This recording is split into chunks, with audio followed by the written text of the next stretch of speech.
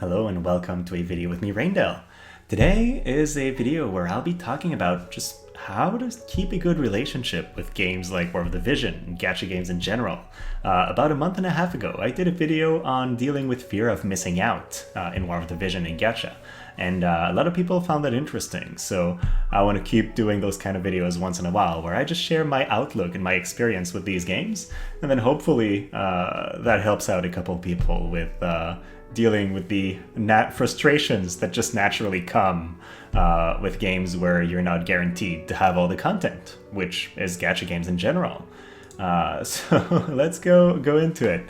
And one of the things that led me to making this video is obviously I'm doing a lot of reviews, right, for vision cards, for units, and for a lot of stuff. And a lot of the questions that I'm getting are about, do I need X or Y? Or should I pull X or Y? And I always find it difficult to answer these questions because how would I know what your goal is in the game? Should you pull X or Y? Really, if your question is this one of the best units and do I need it? No, you don't need anything. This is a game. We're playing it for fun. At the end of the day, I like to recommend that players think about what they want to achieve within the game. Do they want to have perform in high-end PvP? Do they want to be top 100, top 10 in class matches? Or do they just want to clear the story content and the PvE content that's released once in a while? And depending what your objectives are, then you should know whether you need the top tier units or not. Because if your goal in War of the Vision is just to remain competitive and beat everybody, well, let me tell you what you need to do. It's easy. You need Yuna. Go for it, she's still featured. Max her. Get Bahamut if you can. It's not featured anymore, but still. Get Yuna with Bahamut, max them out. When Kingmont is released, get him. When Black Rose Helena is released, get her. Max those units, wreck face. And now, the real question isn't how do you get strong? At the end of the day, accounts will naturally get stronger. The real question for me is what's fun? What are you going to enjoy more? Are you going to enjoy playing the top tier Yuna that is just about everywhere in Arena right now? I'm not sure I would. I just pulled to be and I'm really happy with her because I think not every player is going to get her and I'm going to be able to do some unique things with her, and also she has a couple interesting ways to be built. And I missed out on Yuna, so I may be biased. A part of me wants to pull for her now that I know I got what I wanted for Nier. But a part of me is also thinking that I've seen her in action so much, and she's everywhere. I'm sick of Yuna right now. I don't even want her because I don't need her to compete. I know I can score high in Arena and PvP without Yuna, and I don't want to play her right now, so why would I pull her? So at the end of the day, I'm just going to let it go. It's a matter of fun, not a matter of would she make my account stronger? Yes, she would. She's kind of the best unit in the game right now. It's a no-brainer.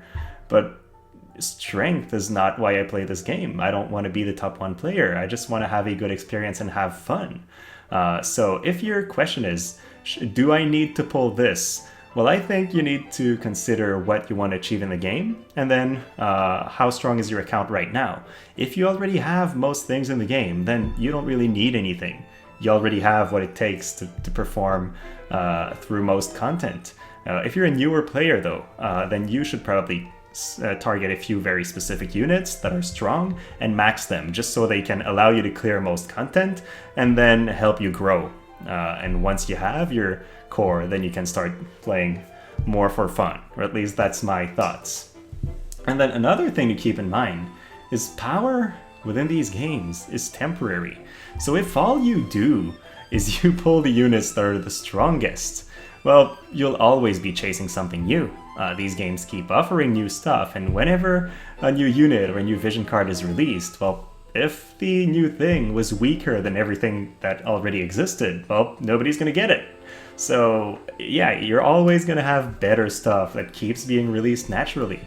So you kind of have to pick your battles. You cannot have everything unless you put probably too much money into the game. So yeah, just get what makes you happy and what you want to play. The way I deal with pulling in general And it's something I've begun doing more recently, but I think it's an interesting way to do it, is I plan differently for limited stuff and for non-limited stuff. If it's a limited content that I want, like 2B, I will pull and I'll do all I can to max it while it's featured because it's the only way to make real use out of limited stuff. And then I might save for a while. We are very lucky in Global because we have a preview of what's coming. So unless it's a surprise like Dwayne, we can plan around limited stuff and then save for those.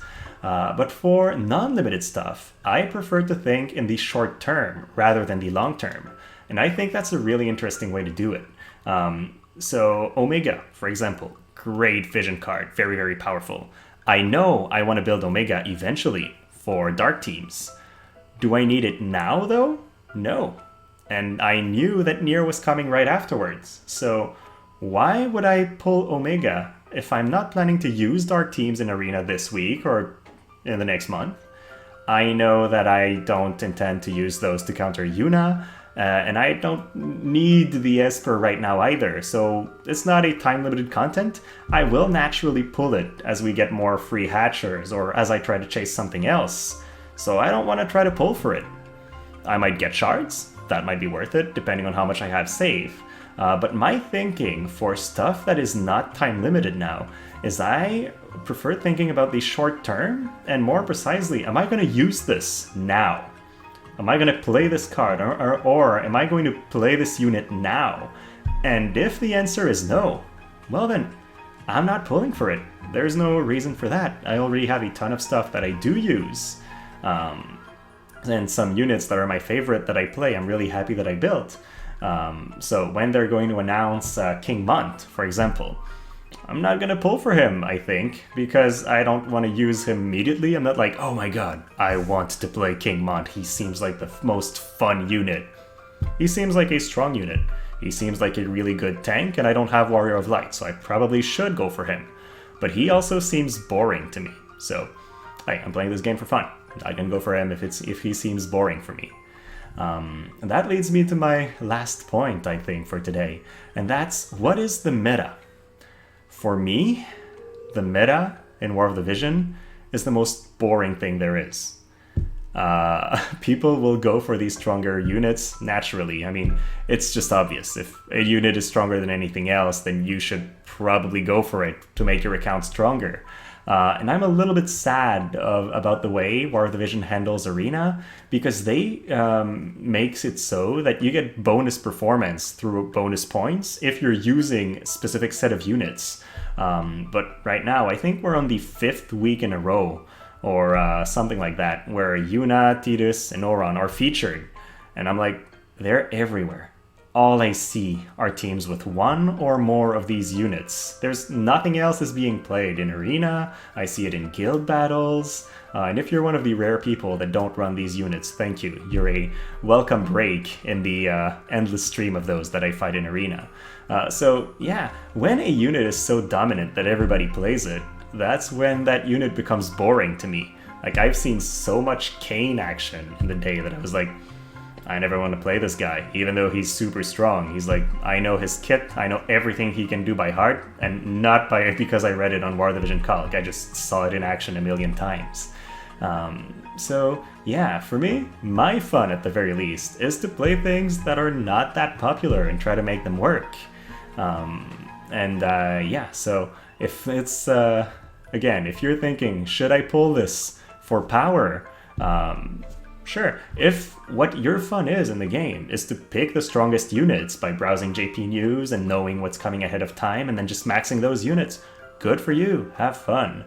But you should probably not follow all my recommendations for pulling and building units, because my axis when I recommend things is often, is it gonna be fun?